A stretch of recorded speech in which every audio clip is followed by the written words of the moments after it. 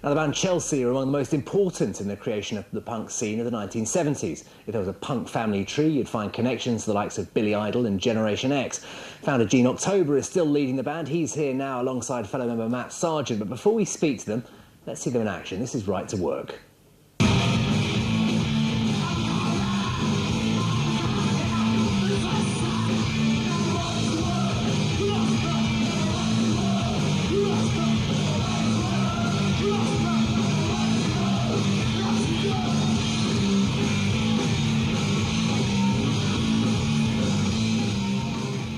Gene, that was your first single more than 40 years ago.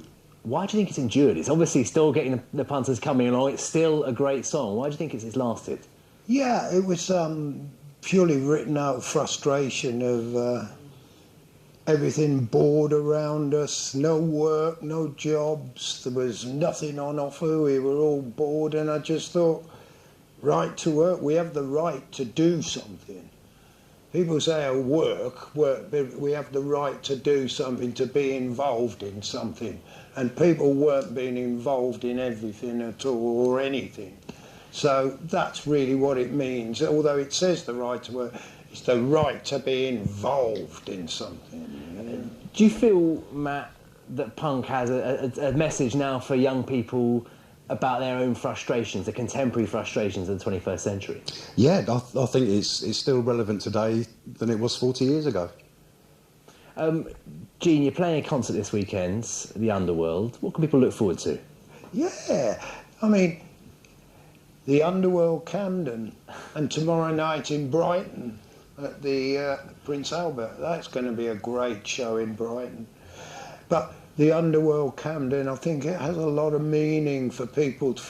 They love us playing there. They keep going, emailing us and getting on to us, will you play the Underworld again? So, yeah, we're doing the Underworld Camden on Saturday night again, you know.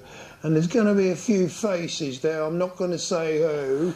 I don't want to give the game away, because there are going to be some faces there, because there's going to be a kind of a thing, an after-show party, kind of bit private, and you know, so I think people will going, oh, what's he doing here? What's he doing? It'd be great, actually, I think. You know? Because that is it, Matt. Chelsea were so influential. I mean, you know, so early on, and so obviously Billy Idol in the original lineup, but so many other people played with, saw the band. You know, what's it like to be part of that?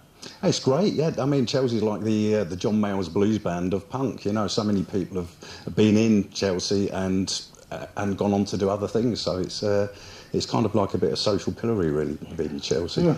Well, I wouldn't go down the road of John Mayall's Blues Breakers, but yeah, I mean, there's been a few musicians tick around Chelsea and then move on to do bigger stuff if they like, you know what I mean, if that's what they want to do.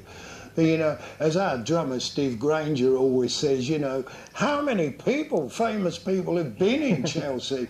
Well, I mean, the list is quite endless, but it's great, you know, in that respect. I mean, I look back to one week, we didn't have a bass player because he was ill.